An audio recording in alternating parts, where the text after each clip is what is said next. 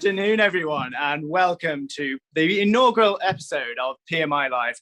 It is fantastic to have you with us, coming live today from PMI HQ in Meriden in the centre of England.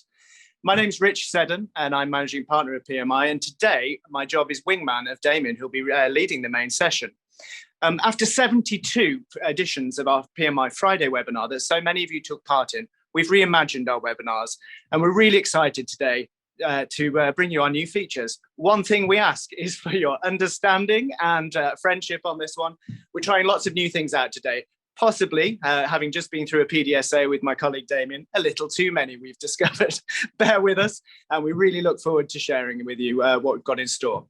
So what's different about PMI Live? We've got the usual things like polls that you come to expect from webinars like this, where we want to hear your opinion, your take on the subject at hand. We've even got a live walkthrough today that we'll be doing later on.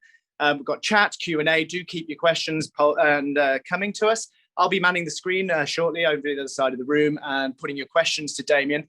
Let's make this as interactive as possible. So on that note, the final thing we've got in store for you today is a live interactive exercise using Miro, the whiteboard, the interactive online whiteboard service that we use in our training courses. So we've got that coming up later on. Again, really excited to show you what we've got. For those of you joining us on the live streams as we go out live right now on LinkedIn, on Facebook, and on the other one, YouTube. That's the one. Great to have you with us. If you would like to join the live session, do hop over to the website pmi.co.uk/webinars now, and you can still register and join the live event. Anyone that does register will receive our voice of the customer. Thank you for the live feedback. The camera hopefully will become steady through my live through later on. Thank you. We can see that coming in live. So the voice of the customer survey, really important to us. We've just had the first piece of voice of a customer survey saying my camera's wobbling around. I do apologise for that. It's on my £10 selfie stick. So without further ado, let's get underway with the first PMI Live, and I'd like to hand over to Damion. Thank you, Rich, and welcome everyone to this PMI Live session. So my name is Damion Albinson, Senior Consultant with PMI, and let me take you through some of the agenda for today. So the contents of what we want to cover in today's subject, hybrid working. Firstly, what do we mean by hybrid working? We also want to explore what might we expect from this new world, this new condition of hybrid working, and what that means in particular for continuous improvement programs. And then also we want to get into exploring what are some of the challenges that we might be facing with regards to it, and also some options that you can consider in your organizations as to how you can try and avoid hybrid working becoming a barrier or something that stifles your continuous improvement efforts. And we're going to try and do that, as Richard said, in a very interactive way. And well, yeah, we'll see how it goes. So I always like to start my webinars with a poll, kind of gauge the audience. And so here it is. So this should be appearing on your screen shortly. So the first question is, if you had the choice with regards to post-pandemic restrictions, which are, of course, in the UK at least, they're beginning to lift already.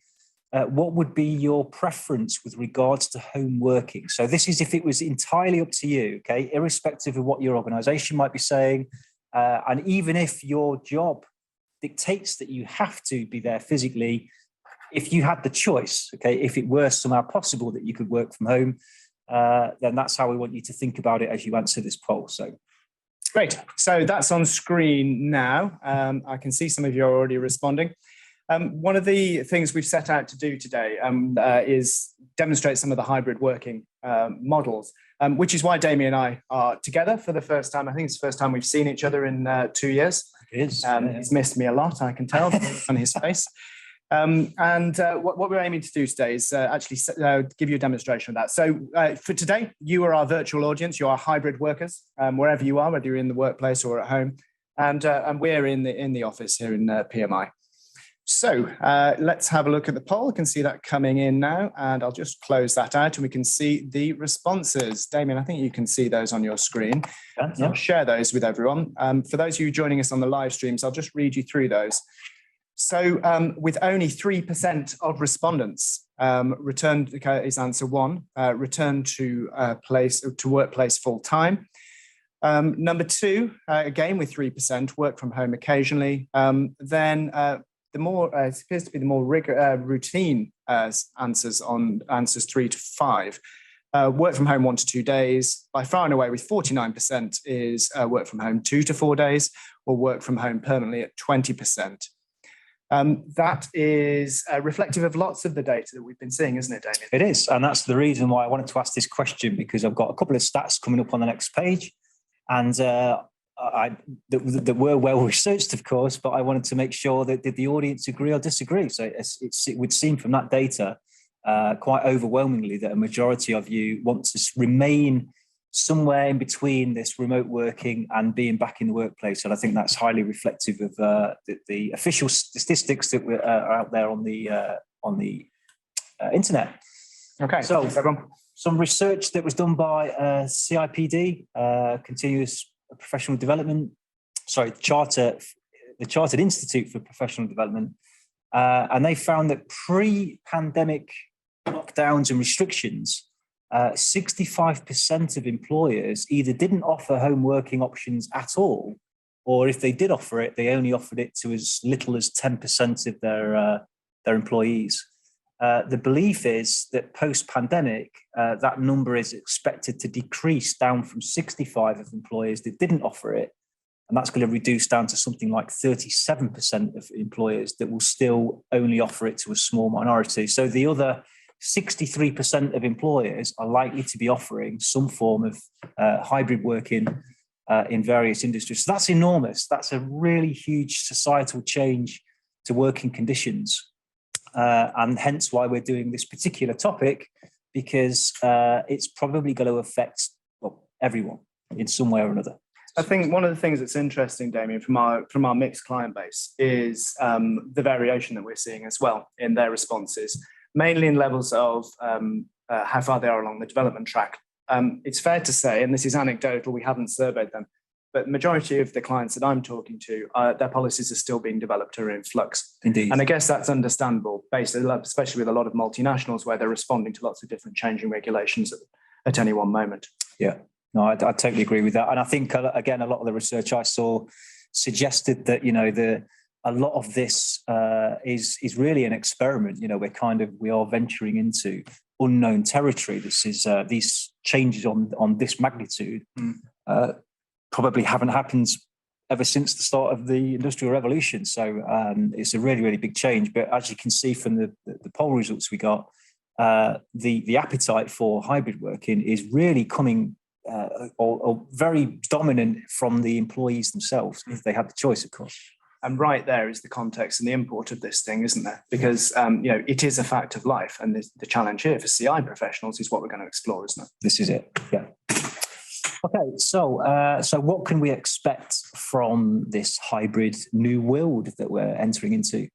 So I thought I'd start with some of the benefits, splitting it out by what could be the benefits for the employee, the employer, and also society as a whole. So employees, the research suggests that, a better work-life balance. I'm sure we can all appreciate that.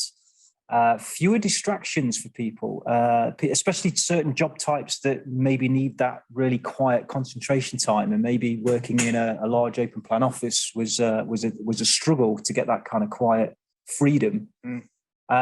Also financial savings, people not having to do large commutes, which again reflects back into the work-life balance, less time traveling back and forth to work, and just general greater flexibility in things like working hours. Maybe they've got young kids at home, pets and so on, and now they can equally work and also look after those. Employers are also beginning to appreciate the benefits from these circumstances. So more office space. They perhaps not the need for these super large complexes anymore, which cost very expensive to heat and light and all the rest of it.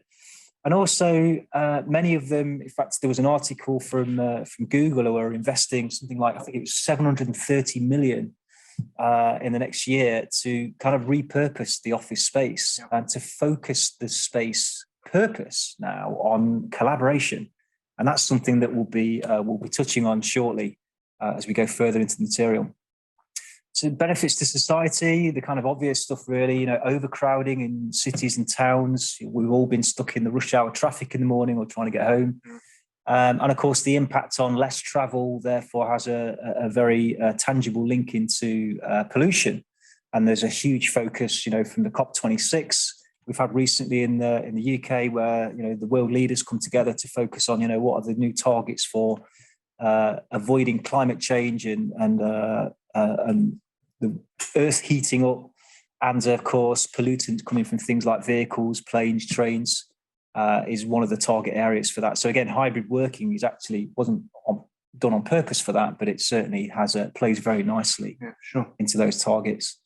However, there are some risks.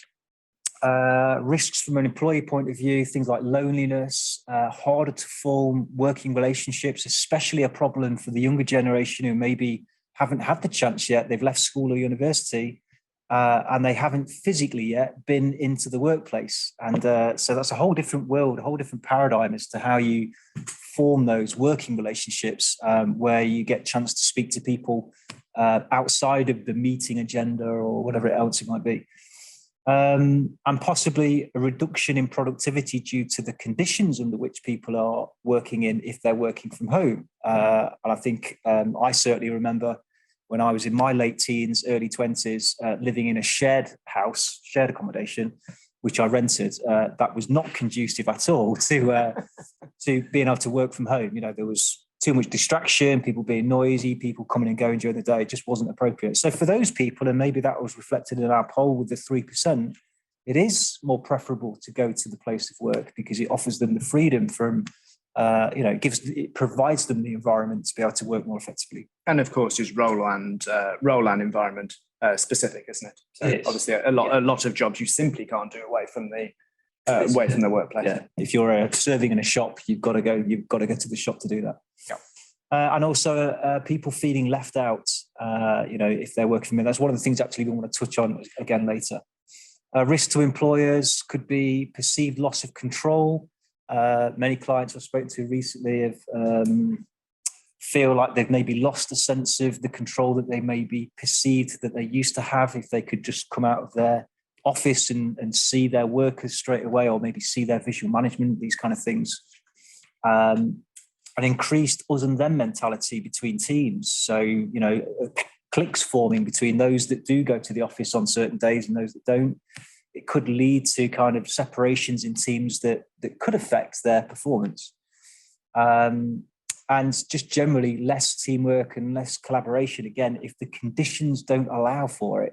And we'll be touching on that point again later on as well.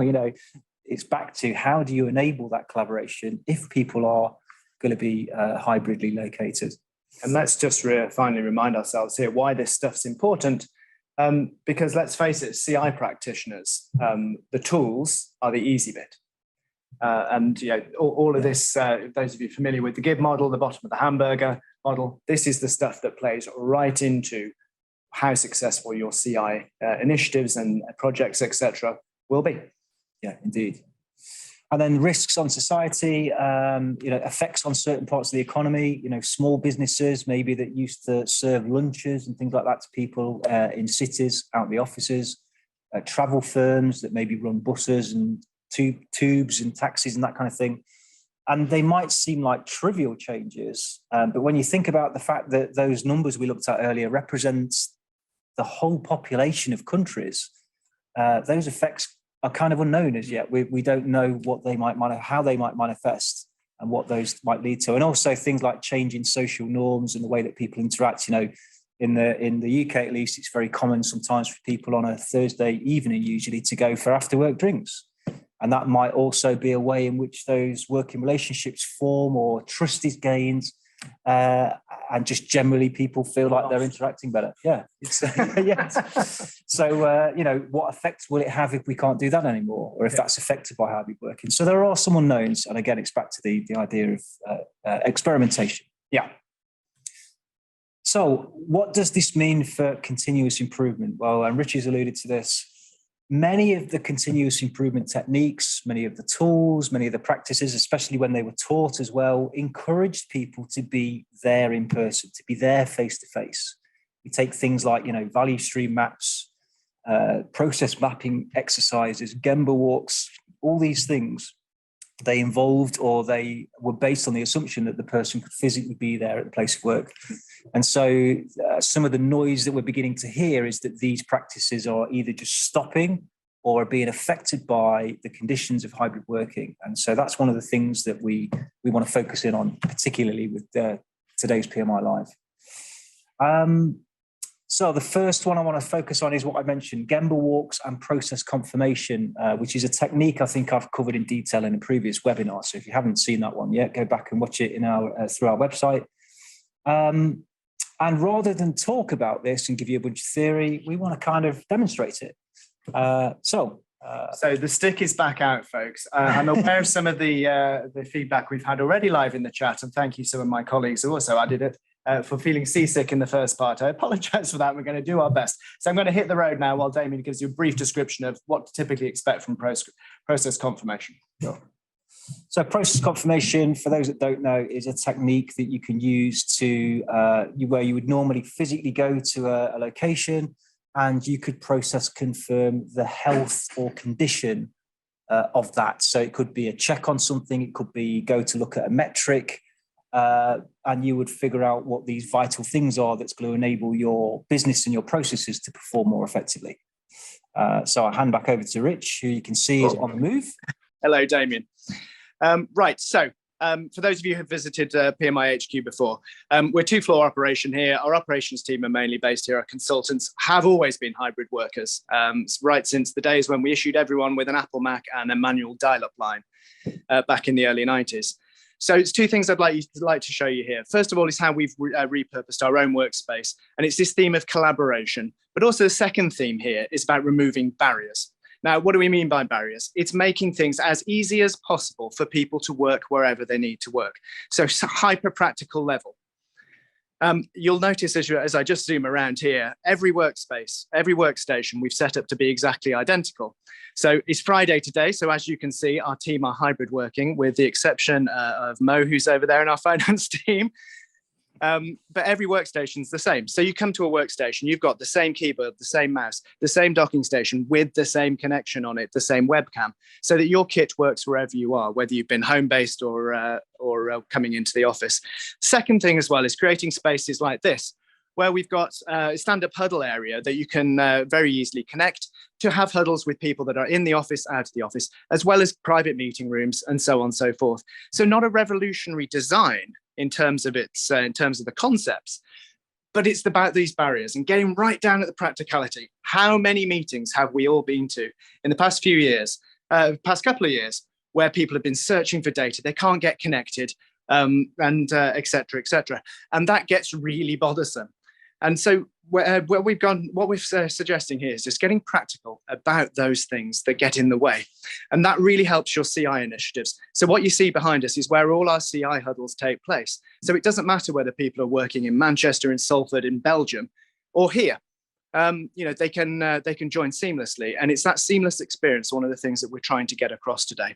The second thing, while I'm up here, and Damion, I'm assuming you can hear me now. I can now, yes. Excellent. Okay.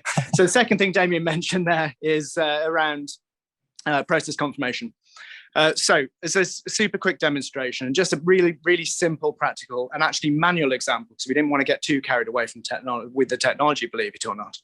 But super practical example. During the pandemic, when the restrictions were at their height in the UK, I live in Manchester. Our office is in the middle of just in the middle of the country, near Coventry. I wasn't able to be here, and I'm the board director that's responsible for compliance, health and safety, etc. So if you like, my name's above the door on those issues. And as common with many of your operations, you have to keep compliant, even though our offices were barely being used and we were single staffing for many of the many months. The compliance still matters. So things like health and safety compliance. And one of those items, which Damion just wanted me to just demonstrate a live process confirmation. Roles are reversed here, actually, because it was the operational staff that were here and I was up in Manchester, is around our fire test. system. So one of the things we did to ensure, give me absolute confidence that the compliance tests checks were being done and the health and safety compliance, was get on the mobile phone, make people feel seasick, admittedly, but get on the mobile phone and just do me a walkthrough. So that applies to Gemba walks that Damion was talking about. There is no real barrier today with in terms of the technology accessibility. Everyone has one of these things in their pocket. However, there's things like practicalities, like Wi-Fi that get in the way. And my answer to that is, folks, it's 2022. There is no excuse for poor Wi-Fi on sites. The technology is now accessible. It's also affordable. So here we're in a fairly rural location here. For example, there is no mobile signal. Damion can't get mobile signal downstairs, for example. But we've fitted a Wi-Fi mesh, which ensures Wi-Fi, which ensures I can do things like walk up the stairs with a mobile phone whilst broadcasting live. This may or may not have been a good idea. So in terms of the process confirmation, here we've got our fire log record here. So one of the things I've got staff to do was ensure that the fire log was being filled in. And here you can see super quick, here's the SOP for the process that I'm process confirming. And right there is the compliance record. And I can see live here that on the 20th of the 1st, 22 at 14:40, Claire Gisborne carried out the fire checks and has signed appropriately, and the records are up to date. So really, really basic example. But why we wanted to show you a manual process, because clearly we can automate and dashboard a lot of this, and we do. These things still exist, and there shouldn't be a barrier to banging a mobile phone in your hand and giving it a go. Damion, I'll hand back to you now. Thanks, Rich. Okay, so some of the points that Rich talked about there, and like you say, you could see there the process confirmation. If I were his manager, let's say briefly, and I'd wanted to see that fire check, we could have just done it exactly the way that Rich did it there, and that would have worked beautifully. And rather than saying things like, we can't do that anymore until we're back face to face. So it's back to the mindset thing, not letting those things get in the way.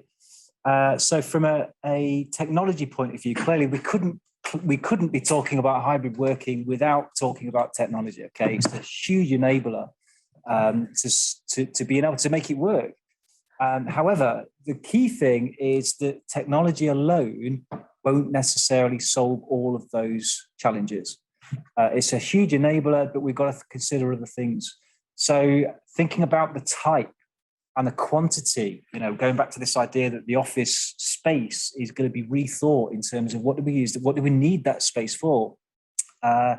So, have you got enough of the right type? Is it enabling collaboration? Have you thought about, how you can repurpose things? But also, what new skills might people need to possess? Okay, it's fine buying all this really high tech, but sometimes, and I've experienced this often when I'm training people, even as recently as a few weeks ago, where people, because they don't often work on computers, perhaps they don't even know how to just view one page versus viewing a different application. They don't know how to switch screens, even those absolute basics. So think about training requirements, demonstrations, giving people time to get up to speed with it. Yeah, it's been interesting that from our client base as well, Damion, to see, again, the diversity of approaches. And there's been some brilliant examples. There's been some really disappointing examples. So just a couple of weeks ago, we had a lady who for the first time in one of our training courses came on and used her webcam. She's been working from home permanently for nearly 2 years. And I think that's really disappointing from an organizational culture, but also from a CI culture as well. So she was being trained, as you'd imagine, through one of our courses in a CI program. And had never actually engaged with her. And yes, there's a degree of personal preference, but that wasn't the case with her. No one had ever asked her to or shown her how to use it. And it's especially important in the CI community that we take the lead with this. This is, if we're serious about implementing change, we've got to engage people, and the psychology of work has changed. Yeah, I agree. In hand with technology is software, and most of you will be. We're using software right now and technology now in order to deliver this webinar. There's lots of competition for the video conferencing space. So you've got the likes of Microsoft Teams. Today we're using the Zoom platform, and there are others, of course. They've been hugely helpful in dealing with this remote working and now hybrid working. I can't imagine what things would have been like had that pandemic have happened perhaps 15, 20 years ago. Things would have been quite a lot more challenging, I suspect. There's applications such as Power BI that's been hugely helpful for people that are making the transition, using and analysing data and being able to interact lots of different databases and keep things like measures and metrics running. And that's something that we've been through our own personal journey. In fact, I'll let Rich talk to you about that in a moment. And then we've got applications such as Miro, Muriel, and again, there's plenty more on the market that help to enable that collaborative working, which is in CI is enormously helpful when you think about some of the models and structures we use that help us and guide the thinking processes that we're often trying to make use of to come up with suggestions or outcomes to a problem, perhaps. So huge advances in software. And again, the question comes back to, have you got the right stuff? And do people know how to use it? Okay. So key points there. Cool. And then the last one is space. As you saw upstairs, a huge amount of change up there. But the thought clearly has been put into, back to that word collaboration. There are dedicated spaces now with video conferencing technology and all the other smaller things like power supplies and adapters and those kind of things, so that people, when they are coming physically back to the office, that people who aren't there there's no need for them to be left out. They can just be as much of a part of a meeting, being 30 miles away as they could be had they actually travelled in. Yeah, absolutely.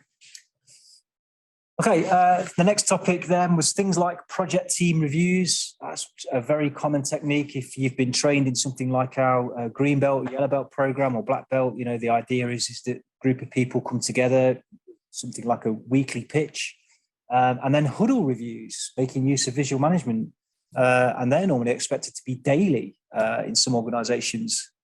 And again, the challenge is, how can we enable those things to continue in a hybrid environment? And so I'm going to hand over to Rich to talk about the journey that we've been on as a company in terms of facing into that exact challenge. Yeah, sure. Thanks, Damion. So now I've worked out that I'm looking in the right place for my mouse, I shall attempt to share my screen. So I mentioned earlier on when we were upstairs about the concept of removing barriers and making these things consistent. So one of the things we've done with our CI improvement huddles is make sure that they are standardized and accessible. So here we go, in an Outlook meeting invite. And what you've got here is a standardized approach to running those performance improvement huddles. And when I mentioned barriers earlier on, here's the barriers being removed. You've got the SOP for the huddle process itself. You've got the skills matrix. These are all hyperlinked on shared drives so everyone can get them. You've got access to the data that people need. So no matter whether you're staffing the office here or in the ops team elsewhere and working from home, you can access the data. The other thing this does is give resilience, so that no one needs to say when, say they're self-isolating or ill with COVID or unavailable or on holiday, they don't need to go rummaging around trying to find where on earth does she get that link from every week, because it's right here. So you can see we go from left to right from our generate demand processes through to our fill demand processes. And everything from sales. So you can see here we do one public pub bookings, a number of in-house opportunities we've got, and everything has the data right there. So with a click of any of these, you can get to it. And so many people don't do that. Everyone has their own data sources, and it slows down your CI huddles. And I've always said, when anyone that's heard me talking about huddles in the past, if a meeting's worth having, then do it properly. And this is part of the piece about doing it properly. Make it accessible, make it standardized, stable, and repeatable with basic stuff like this. But how often, I'd be really interested to hear in your chat if anyone else recognizes this structure outside of PMI and uses their huddles in this way and has a structure like this. Not revolutionary technology. So what I want to demonstrate here is, let's not get carried away with clever solutions. These are hyperlinks in a meeting invite, but it runs week in, week out, and gives you access to the live data, one source of the truth that so many of you go searching for, and makes for a really simple and easy to run, low barrier to entry performance huddle. Perfect. Thank you for that, Rich. No worries. Okay, so the next topic that I would like to share with you is about collaboration, I believe. There we go. So again, in the CI space, there's an enormous amount of collaboration that's expected from teams that are working on anything from just that daily continuous improvement stuff all the way through to the more sophisticated project, as I mentioned. And usually their training and the tools that they've been provided with make the assumption that they wouldn't ordinarily do that face-to-face. Things like value stream maps, for instance, affinity diagrams, flowcharts, cause and effect diagrams in problem solving. There's an endless list I could go on. And again, many of these we're hearing from certain clients that says that they just can't see past how they can do that if not everyone's in together to make it possible. So again, rather than talk about the theory here, we want to actually put this into some practice. You'll spot a common theme here, which is diving into the unknown today. So before we send the link out to the board, I would just like to quickly demonstrate it to people. So we're going to give you a link shortly to an app called Miro. Those of you that have been on some of our previous webinars might have seen this before and been involved. Miro is effectively a virtual whiteboard. So as you can see here, there are some controls down in the bottom right-hand side. You can zoom in and out using the plus and minus buttons. If you've got a mouse, you can use the scroll wheel to zoom in and out.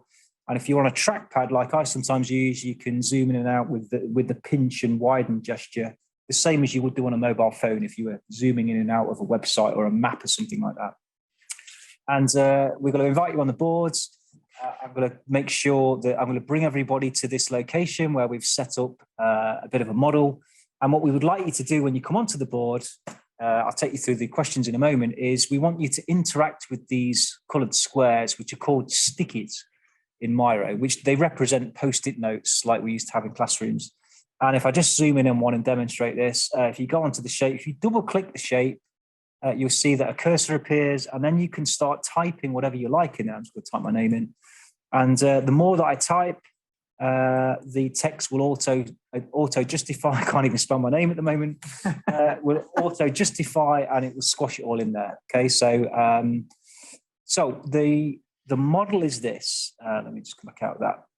So the question we would like to ask you to participate with as the audience is, what do you believe are the key factors to consider in continuous improvement when hybrid working? And rather than that be a free-for-all, we've organised some categories. So the first category is, what do you think might be the challenges or the barriers to CI in a hybrid environment? What ideas do you have for innovation? Maybe perhaps even things that we haven't covered yet today. And maybe you already have some best practice yourselves. Perhaps you were investigating hybrid working months and months ago, maybe even pre-pandemic. And therefore you can share some advice with everyone else who's on this webinar, including us. And then lastly, what do people feel are the main enablers? So take your time with this.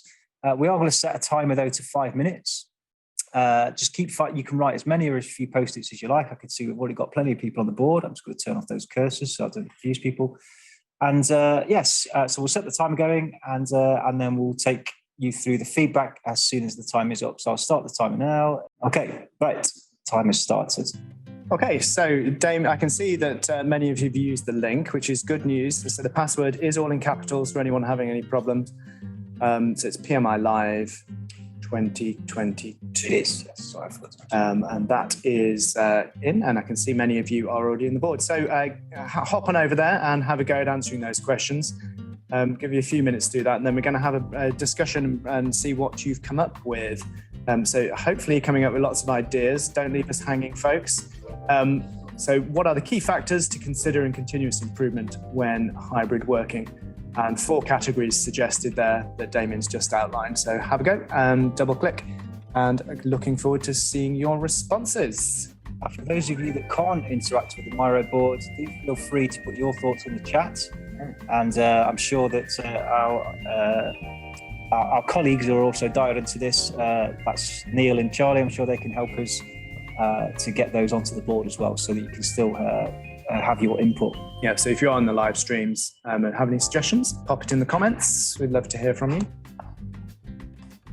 Okay, so just zoom in so that people on the streams can have a read of this kind of topics that have been brought up. So this is under which category, Damion? Just remind me. Challenges and barriers. Okay, so what have we got? Ability to work with tech, water cooler chats, yeah. Very common one. Or internet. Traveling, household, too busy, distractions, yes, indeed. Oh, poor internet and bandwidth, of course. Right, interesting. Some really interesting points to talk about on that one. Super. What have we got here? Identification. VR headsets, wow. As for my next PMI Live, I shall be modelling a VR headset. I've been looking for an excuse to buy one. That's certainly going to be a reason to dial into that one. As I stumble about even more than I have done today. Let's practice it. Cameras on, absolutely. Collaborative. Yeah.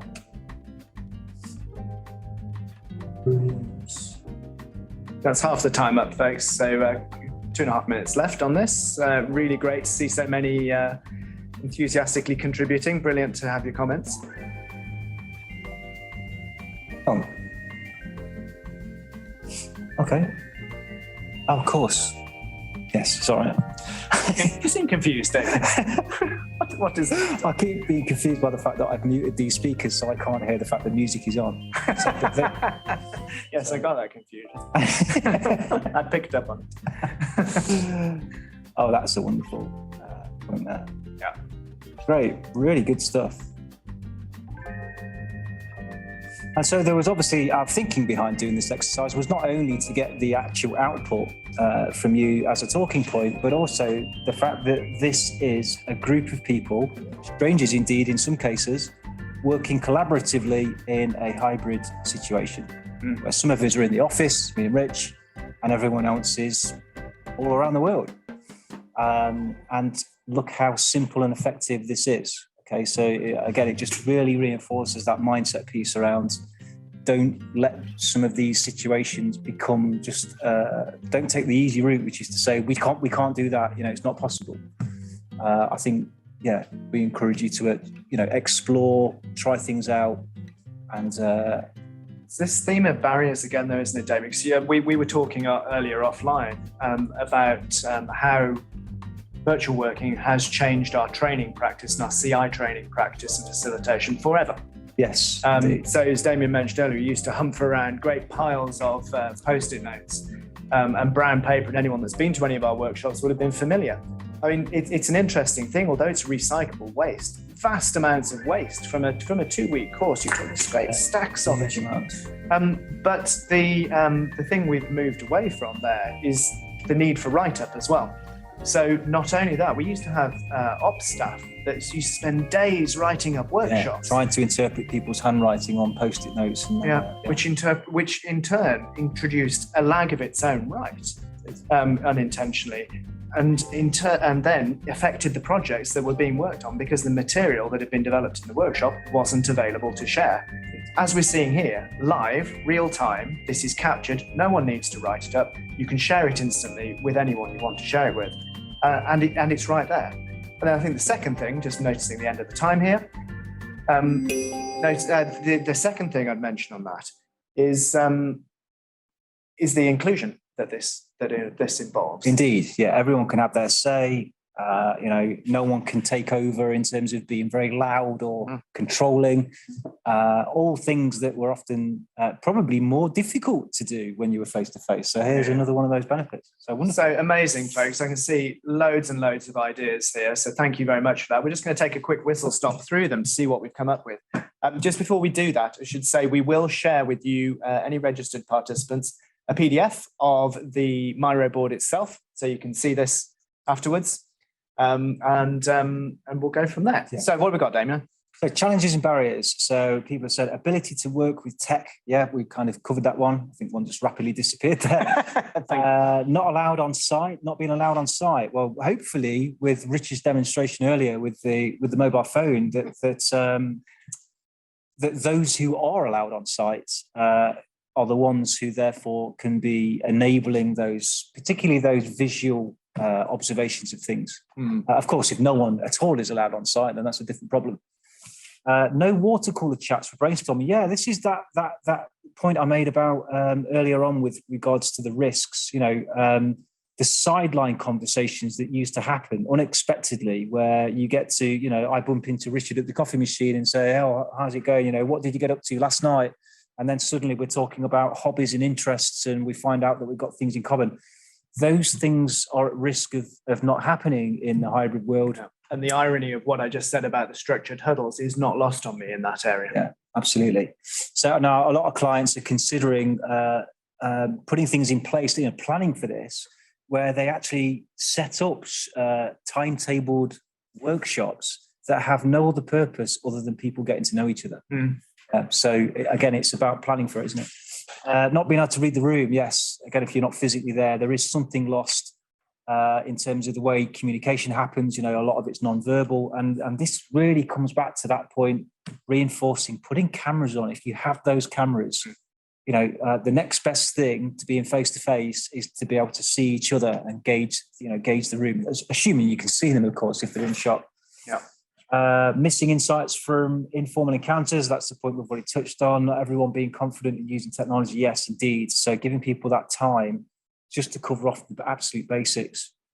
Management unwilling to see the benefits. Indeed. Is it Brazilian music? ? I have no idea, actually. It's built into Miro. So, whoa, and it's just disappeared. Oh, no, it's come back again. Is it Brazilian music? I don't know. Household too busy and distractions. So, yes, indeed, for some people that can be a struggle, which is why having the option to be able to go to that place of work, if it's feasible, is gives the best of both worlds. So if home's not appropriate. What we got under ideas for innovation, then, Damo? Yeah, sure. Ideas for innovation, then. We've got split into sub-rooms for breakout work. Yes, there's some great features in many of these video conference apps now where you can do exactly that. Use of, what's that say? HoloLens. Microsoft's. Is it Microsoft? I think Microsoft's HoloLens VR. Oh, right. Okay. Get with it, Damo. Sorry, I'm out. Damn there you go. You see, I'm a bit of a dinosaur when it comes to tech. Well, yes. I mean, exciting times, isn't it? I believe that Apple are about to launch a new product as well. Again, VR headsets, metaverse, possibility to have more participants. Yeah. Dedicated time and space for brainstorming and inspiration. Yeah. Use all the Zoom tools, i.e. annotation. Some great ideas there. Okay, on the best practices. This is interesting. Yeah. So we've got cameras on, ! Well, I absolutely agree with that. It's one of the things we've really pushed for with our training delegates, which clearly with a training environment, as I'm sure many of you as CI practitioners don't always have control over it. One of the ways we deal with that is putting it in the ground rules, that if you're participating in the event, we ask you to have your cameras on. I mean, clearly, if someone's really uncomfortable, there's a specific reason you need to be understanding of that. But boy, does it tackle some of this stuff around body language, being able to read the room. And it's pretty readily available, even with fairly poor bandwidth as well. So we've got strong use of breakout rooms as one of the things. I think you've alluded to that already. Facilitation skills, critical. And I think one of the things we've observed, and we're chatting about this earlier on, is the assumption that people know how to do this stuff virtually. You're now at home or you're now in a different environment. Go on then, get on with it. Yeah, that's true. No, that is very, very true. Yeah. Dialed into huddles in the hub meeting rooms. Yeah, great. So that's I think referring to the Microsoft Hub product, which is brilliant interactive whiteboard solution. Breakout rooms again, better meeting etiquette. Oh yeah, indeed. We can all behave just as badly virtually as we can face to face, I find, if not worse, potentially. Structured agendas, independent facilitators, focused, quarterly cross-site meetings from offices, self-service tools made public. Yeah, brilliant. Okay, and finally, Damo, do you want to do the enablers? Yeah, so enablers, let's have a look. So headsets for people, yeah, something that basic. Here's a tip. A lot of people that I've trained who have, didn't have the formal headsets have discovered that even just using the mobile phone headphones that have an inbuilt mic, really, really effective actually. Yeah. Just as good probably in some cases, well, not just as good, but almost as good as some of the more professional headsets. Yeah. And of course, the benefit of headsets is it's not just for the individual, because often sometimes they're noise cancelling, but also if you are sharing that space with other people like friends and family at home, they don't have to listen to someone like me talking if I'm training, it's all private. So headsets is, and they also help to bring a lot more clarity when people are talking to each other. So that's a great tip. Pre-engagement, especially when training, getting people familiar with things like the tech and so on. Yeah. Loving the music again for motivation. Good support for the tools available. Messaging service, forum level comms. There's a lot of talk on that, isn't there? About using things like what's it called? Yammer, and what's the other one? Yammer, Slack, that tools like that. There's mention of Google Whiteboard, Microsoft Whiteboard. Again, a key enabler is a strong facilitation. Space for reflection. That's interesting, isn't it? And I mentioned earlier about the irony of the structure that some of this can do. It can reduce that reflection time. And I've seen some really great practice with corporate culture work of allowing reflection time and being comfortable with silence, which few of us are. And it's a natural human trait to feel that silence. I mean, I'm guilty of that for sure, as you may have noticed. Strong facilitators there again, good IT support. Excellent. So some really good stuff. And like we said, we will give you, who are registered, we'll give you a PDF copy of this so you can take this back to the place of work. So I think it's probably a good time to do our second poll. Yes, absolutely. Okay, so let's jump onto that Zoom screen over here. Polls. So we've got a second poll for you. So we've got a question. Now, never is it more important than to hear your customer's voice than when launching and trialing a new product and service. PDSA runs to the very heart of this business. It's how we operate, it's what we do, it's what we teach, and it's certainly what we practice. The poll we're going to ask today is a temperature now. So far in today's PMI Live, have we helped you plan or prepare for hybrid working in the CI context? So I'm going to stick that on screen. I just want to hear from you live now and see what perspectives you've got. So we've got no, we were already well prepared. Yep. Option, which would be lovely to hear about. Yes, you've got some new ideas perhaps about things to think about. Yes, you've got many new ideas from today, which would be great. Answer 4 is it's helped me realise that we are very underprepared, which I suppose that's in a good way, right? Mm. And then lastly, something else. Maybe you took something else from today, and if that's the case, please do put that in the comments or the surveys. And let us know what that was. That would be really, really helpful and interesting. Okay, so I can see it surging in there and answering that. If you are on the live streams, do pop your answers to the poll in the chat. You will be a few moments behind the Zoom stream at the moment. So let's end that and see. A couple more answers coming in. 4 more seconds on that, and we'll close it out. We're at risk of having the most dominant response on this one ever in the history of polls. Okay, so there we go. So we're already very well prepared at 7%. We got some new ideas at 81%. We have many new ideas, 11%. Made me realize we're completely unprepared. What a relief to hear that. Has got 0 and other. If anyone's got anything else, do pop your comments in the chat. So we're heading towards the summary slides now. Damien's going to wrap up. If you have got any comments, any questions, any queries that you want to fire at us, keep us on our toes, pop it in the chat now. Yeah. And while Damion goes through the summary slide. Yeah. But great to know that you've all taken something away from today. So that's definitely really promising. And great to know that 7% of you were already well prepared, which is great. Okay, so to summarize then some of the key themes and points from today, hybrid working looks very likely to stay. I think the statistics and our poll of this audience, at least, if that's a representative sample, suggests that that's the case. So it's better to plan for it and not let it get in the way. Technology alone isn't enough. Okay, so don't think that this is a case of just buying a few cameras and putting a few shiny desks in and then that's it. There's a lot there, as we've covered, about behaviours, about new etiquettes, about skills. It's more complex than just tech.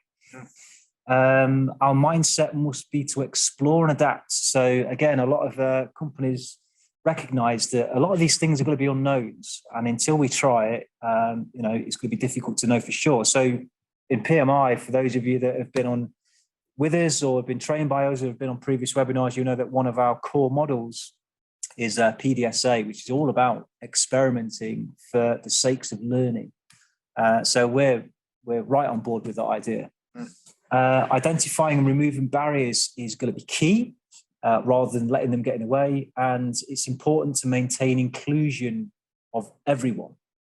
So don't let hybrid working become an excuse to allow people to be ignored or forgotten about or not included in whatever it is that you're doing. Because when people work together, that's when you get progress. That's when you get great innovation. And that's how those relationships form, which are key. So yeah. And I think building on that point, Damo, the role of CI within this, as with many items, it's the CI community, it's our job to drive this stuff if no one else is. And whether that's identifying new kit or new processes that are needed, or behavior, work with helping people develop the right behaviors. It's not going to happen anywhere else if it isn't going to happen with the CI community, and it's absolutely vital that we're at the forefront of it. Okay, fantastic. So I would like to say the warmest and most heartfelt of thanks for joining us today on this, our very first inaugural PMI Live. We promised you a roller coaster ride, and it has been just that. It has been a pleasure to take part in, and thank you very much for all your contributions. Most of the experimentation we were going for worked. So on that note, I alluded to the voice of the customer earlier on. We will be sending everyone that's registered a VOC, Voice of the Customer survey, straight after this session today. Please do take the time to respond to that. It is critical that we shape this thing up into a resource that is as useful as possible to you, our audiences and our customers. So on that note, just a quick point around some of our recently released content. So as you know, our podcast is now up and running, as well established now. This month's episode is episode 6, Leaders for Business Excellence, and it's with Linda Lindau from Siemens Gamesa. Really do look out for that. It's available on all the podcast services. Until we started doing this, I wasn't a podcast person, but I've got into it. There's lots of services available, and we're listed on them all. Just search Leading for Business Excellence. The latest Room for Improvement video is also out. Fantastic, with Lee Pulford from Boots UK. And next time, you've got me in the host seat, getting more out of the door better. PMI Live series is running monthly and available to register now at pmi.co.uk/webinars.